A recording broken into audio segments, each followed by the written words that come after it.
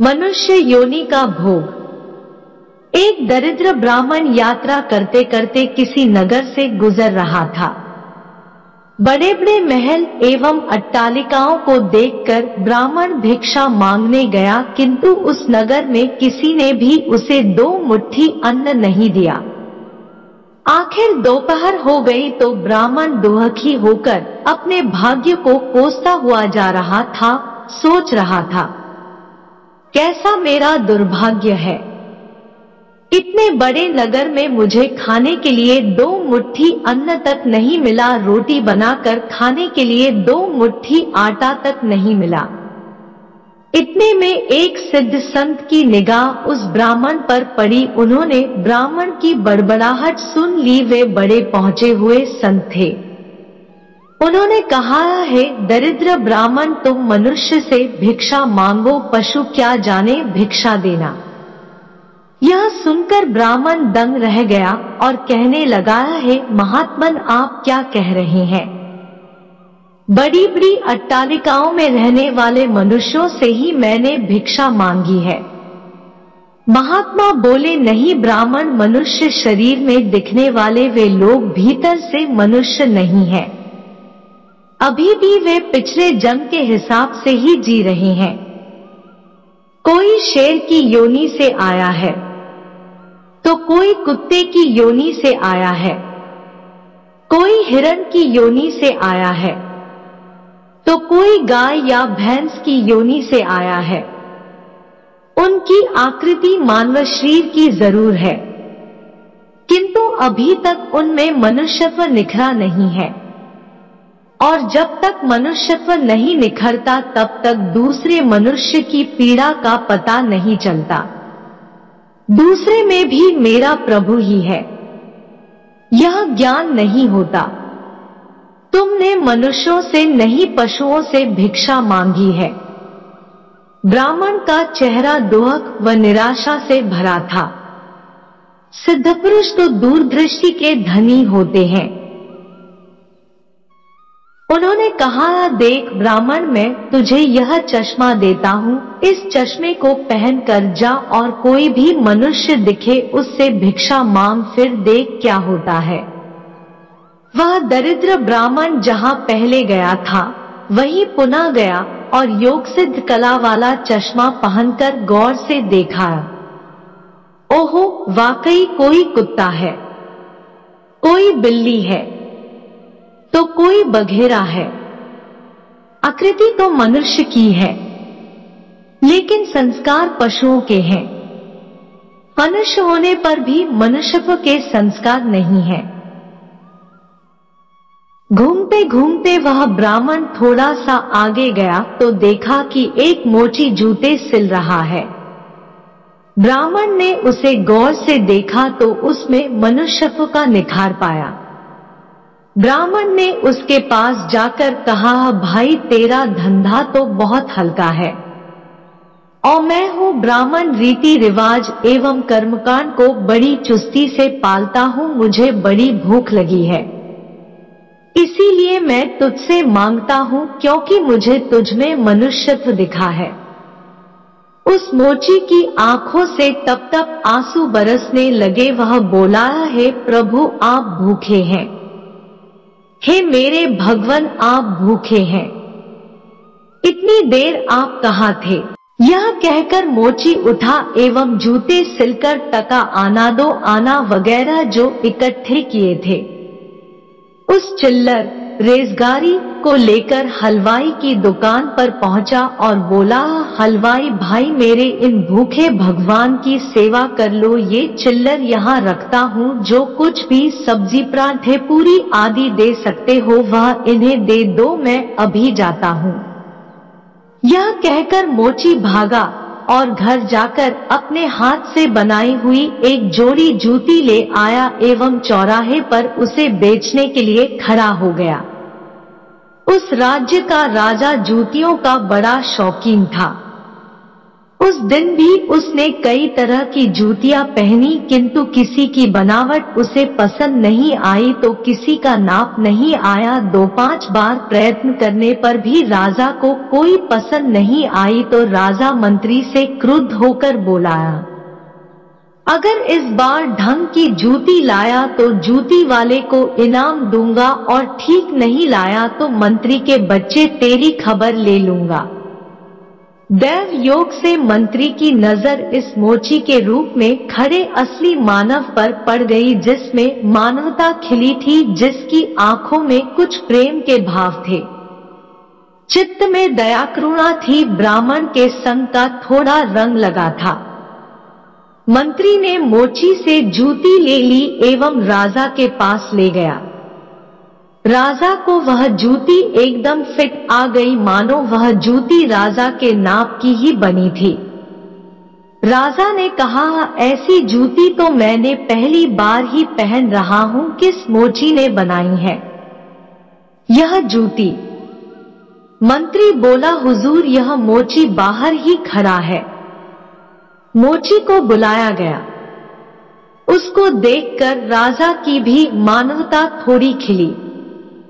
राजा ने कहा, जूती के तो 5 रुपए होते हैं, किंतु यह 5 रुपयों वाली नहीं है, 500 रुपयों वाली जूती है। जूती बनाने वाले को 500 और जूती के 500 कुल 1000 रुपए इसको दे दो। मोची बोला, राजा जी तनिक ठहरिए, यह जूती मेरी नहीं है, जिसकी है उसे मैं अभी ले आता हूँ। मोची जाकर विनयपूर्वक उस ब्राह्मण को राजा के पास ले आया एवं राजा से बोला, राजा जी यह जूती इन्हीं की है। राजा को आश्चर्य हुआ, वह बोला, यह तो ब्राह्मण है, इसकी जूती कैसे? राजा ने ब्राह्मण से पूछा तो ब्राह्मण ने कहा, मैं तो ब्राह्मण हूँ, यात्रा करने निकला हूँ। राजा, मोची जूती तो तुम बेच रहे थे। इस ब्राह्मण ने जूती कब खरीदी और बेची? मोची ने कहा, राजन मैंने मन में ही संकल्प कर लिया था कि जूती की जो रकम आएगी वह इन ब्राह्मण देव की होगी। जब रकम इनकी है तो मैं इन रुपयों को कैसे ले सकता हूँ, इसीलिए मैं इन्हें ले आया हूँ। न जाने किसी जन्म में मैंने दान करने का संकल्प किया होगा और मुकर गया होऊंगा, तभी तो यह मोची का चोला मिला है। अब भी यदि मुकर जाऊं तो न जाने मेरी कैसी दुर्गति हो। इसीलिए राजन ये रुपए मेरे नहीं हुए। मेरे मन में आ गया था कि इस जूती की रकम इनके लिए होगी, फिर 5 रुपए मिलते तो भी इनके होते और 1000 मिल रहे हैं तो भी इनके ही है। हो सकता है मेरा मन बेईमान हो जाता, इसीलिए मैंने रुपयों को नहीं छुआ और असली अधिकारी को ले आया।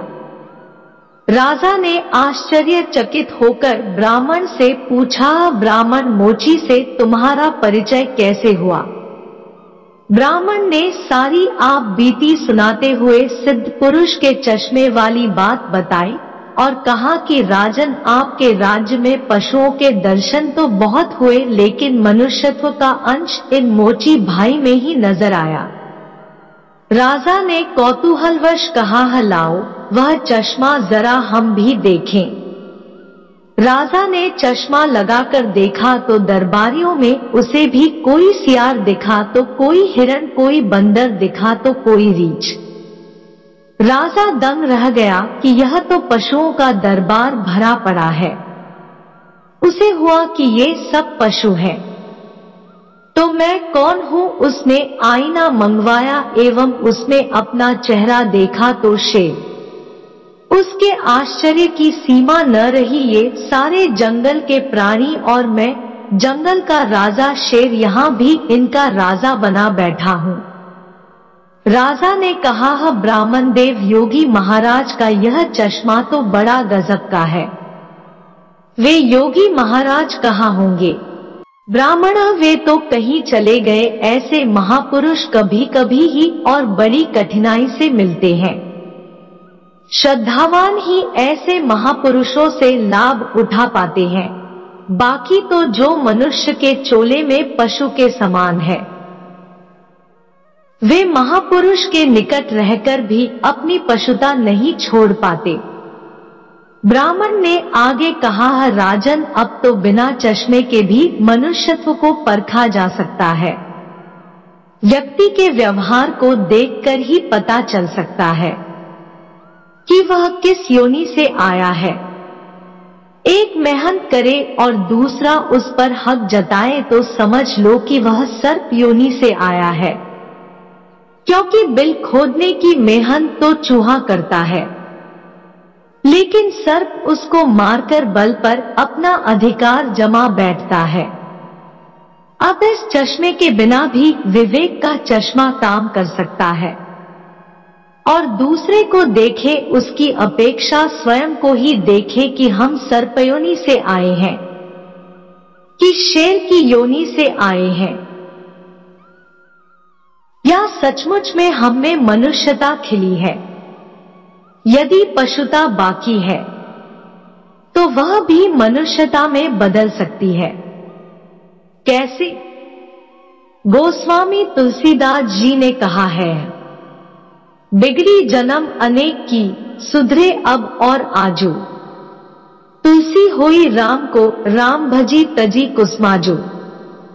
कुसंस्कारों को छोड़ दे, बस अपने कुसंस्कार आप निकालेंगे तो ही निकलेंगे।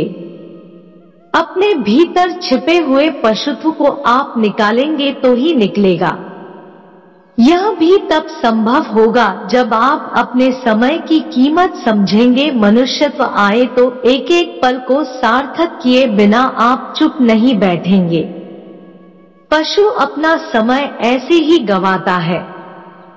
पशुत्व के संस्कार पड़े रहेंगे तो आपका समय बिगड़ेगा। अतः पशुत्व के संस्कारों को आप बाहर निकालिए एवं मनुष्यत्व के संस्कारों को उभारिए। फिर सिद्ध पुरुष का चश्मा नहीं वरन अपने विवेक का चश्मा ही कार्य करेगा, और इस विवेक के चश्मे को पाने की युक्ति मिलती है हरि नाम संकीर्तन, यानी सत्य का संग व सत्संग से। तो है आत्मजनों, मानवता से जो पूर्ण हो वही मनुष्य कहलाता है। बिन मानवता के मानव भी पशुतुल्य रह जाता है। इसलिए आप जो भी कमा रहे उसमें से कम 2% दान करते रहे, जो सेवा आपको सही लगे उसमें। दोस्तों, यह कहानी आपको कैसी लगी कमेंट बॉक्स में जरूर बताइएगा। वीडियो अच्छा लगा तो वीडियो को लाइक और शेयर करें, सब्सक्राइब कर ले। धन्यवाद।